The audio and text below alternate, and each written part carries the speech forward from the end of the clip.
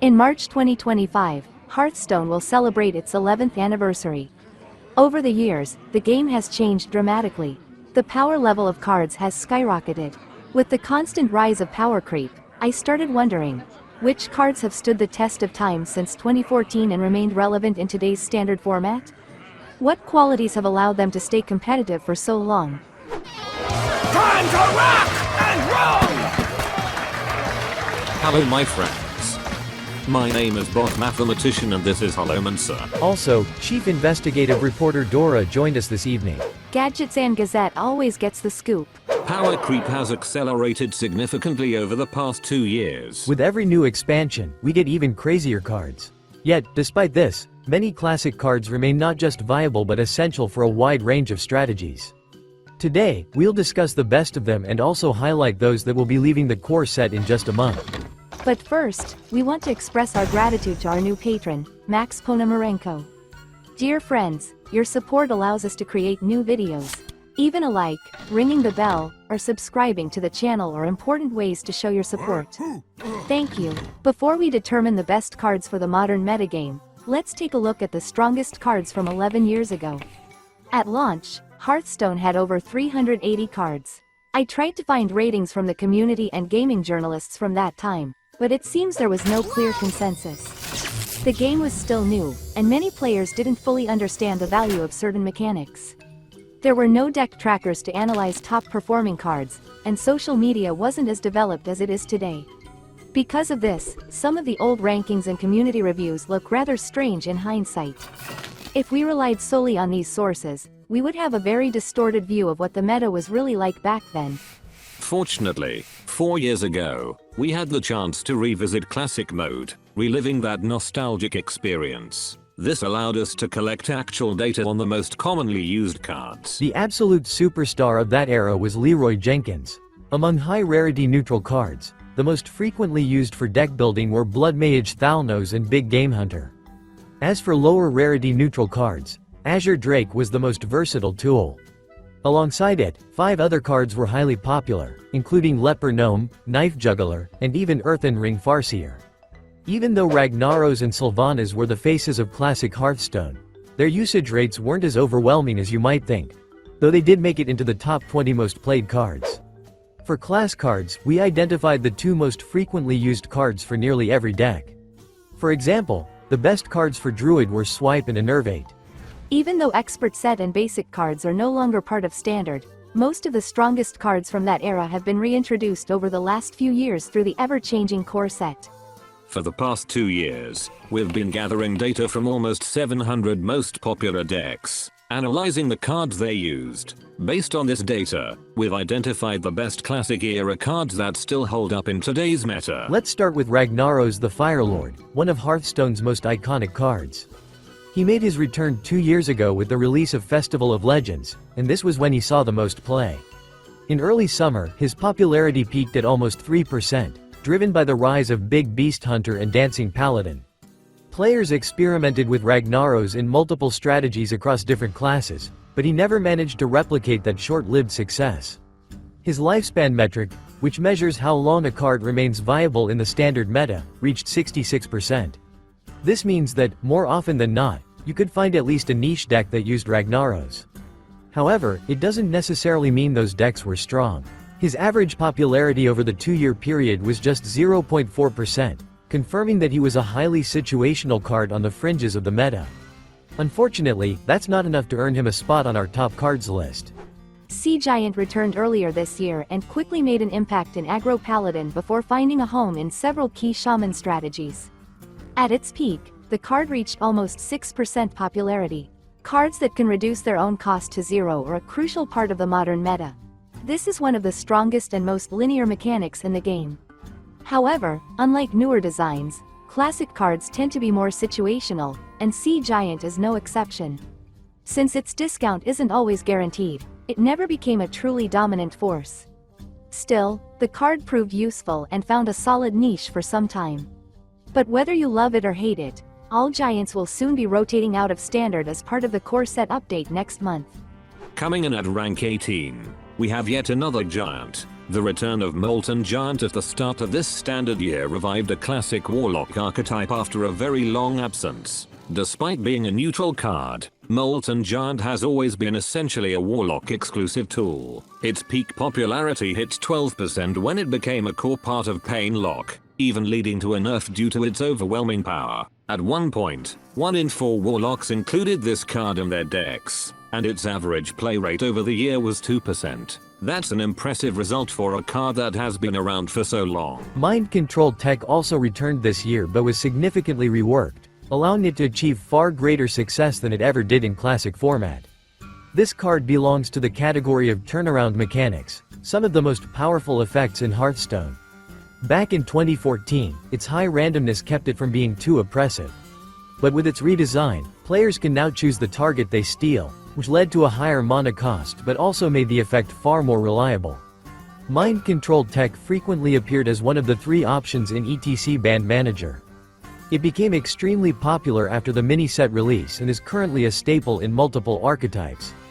However, it will also rotate out of standard soon, and honestly, I'm glad. Our previous video was dedicated to the turnaround mechanic problem and how the beloved Titans set a trend for these dominant effects. Titans will also leave standard next month, and in our opinion, the fewer turnaround cards remain, the better it is for the game.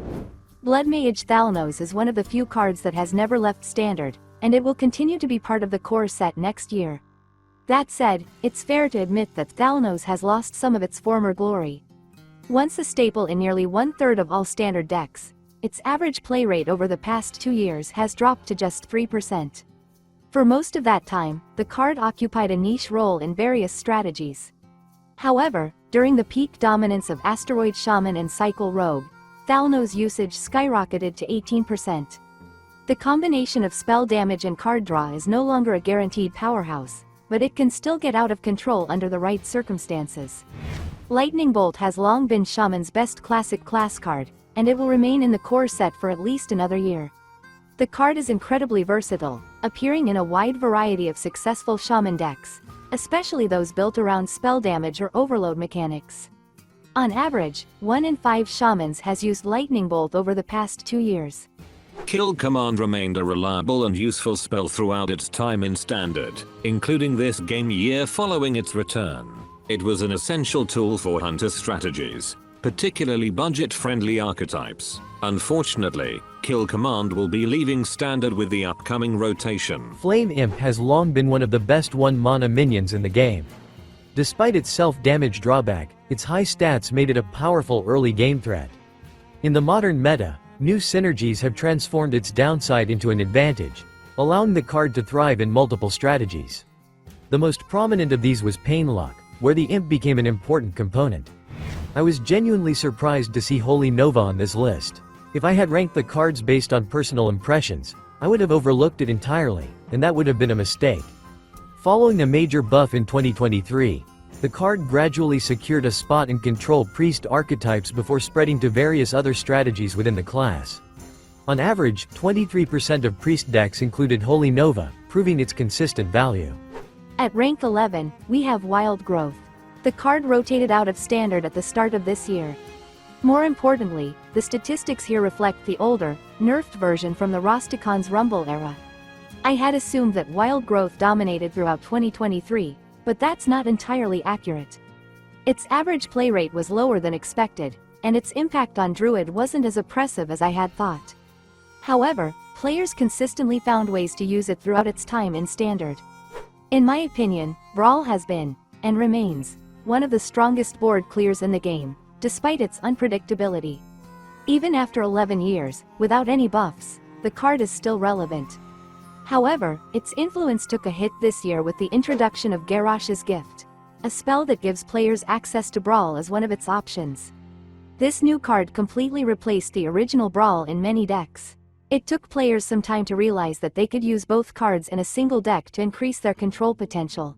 Shield Slam has long been the cheapest single target removal in the game, albeit with a situational activation condition. It's impossible to imagine a control warrior deck without this card. Like Brawl, this is another evergreen classic that has never left Standard in the past 11 years. It embodies the spirit of classic Hearthstone. With armor gain being much easier in the modern game, Shield Slam has remained a highly relevant removal tool. It has been especially successful in Highlander Warrior and Odin Warrior archetypes. The key to South Sea deckhand success is a rare keyword, charge.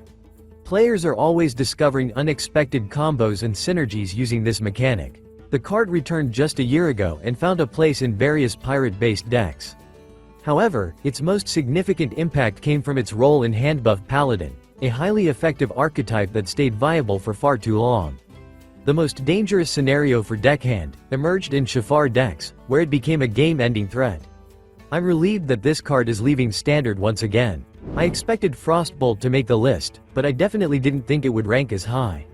Returning just a year ago, Frostbolt became a key component in Rainbow Mage and Spell Mage archetypes during the Whizbang phase, which led to widespread adoption. However, after Sif's dominance ended, Frostbolt became more of a niche tool. Despite that, its strong and consistent performance was enough to secure this high result. This may come as a surprise, but Leroy Jenkins has lost his title as the most influential classic card. He has always been a high-profile minion, so much so that he was nerfed back in 2014 during Naxxramas. His return to Standard at the start of this year led to a surge in popularity among aggro decks for Hunter, Paladin, and even some Zarimi Priest and Handlock builds. However, his most consistent presence throughout the year was in Handbuff Paladin. Following the mini-set release, Leroy's impact increased once again. Leroy Jenkins remains one of the most flexible, versatile, and dangerous finishers in the game. The charge mechanic allows him to synergize with buffs, spells, and various other effects, always retaining the potential to spiral out of control. For this reason, I'm glad that he is leaving the core set, and with it, the constant threat he posed.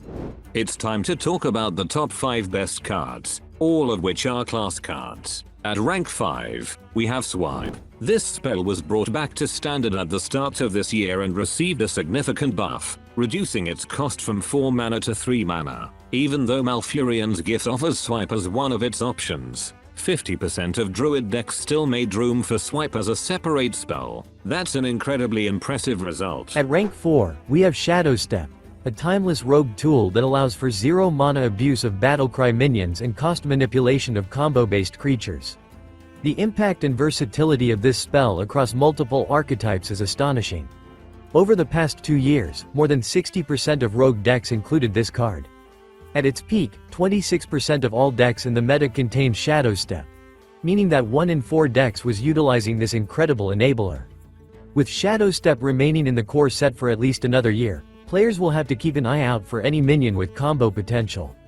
Another evergreen 0 mana spell, but this time for druids, is Enervate. Despite being nerfed back in 2017, reducing its effect from 2 extra mana crystals to just 1, the card still sees widespread play across most druid strategies.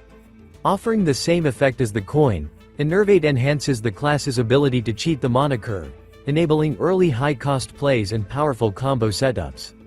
In terms of meta impact and class identity, Enervate is on par with Shadow Step for rogues.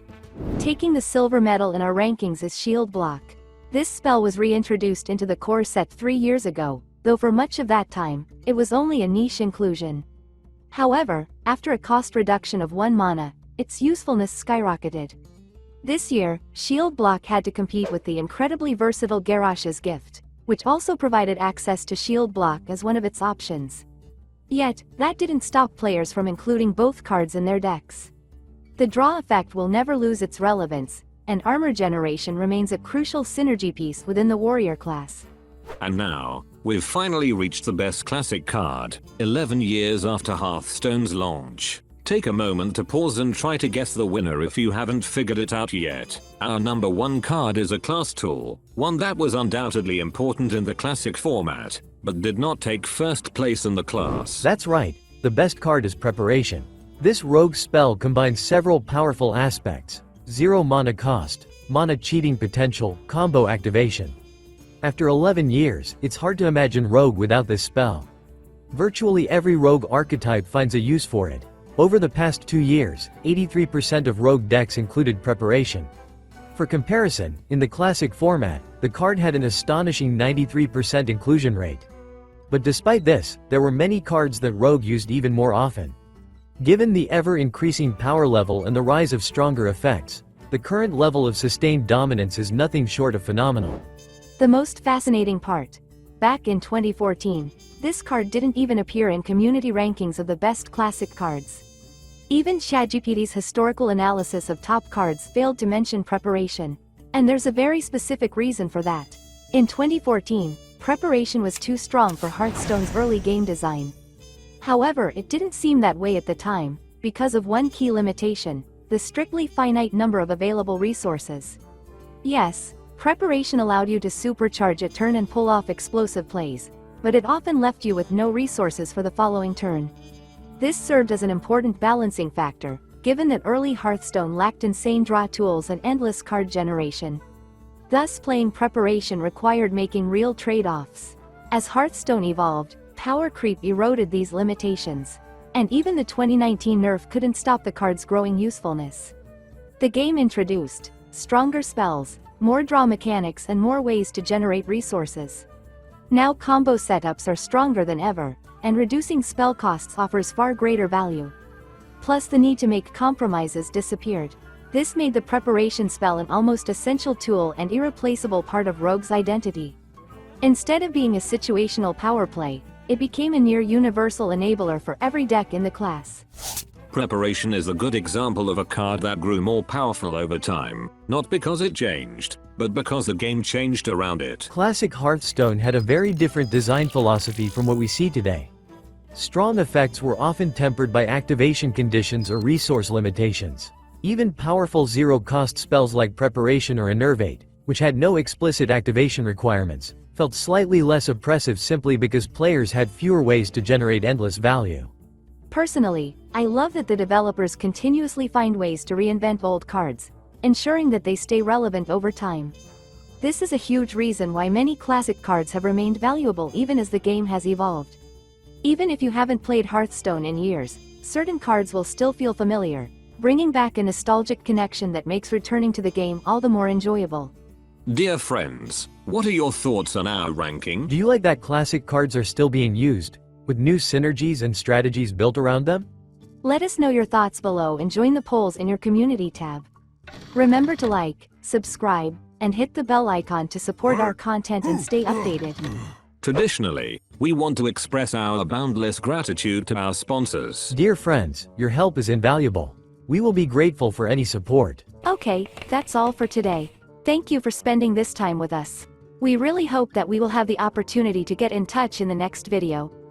Take care of yourself. And never give up.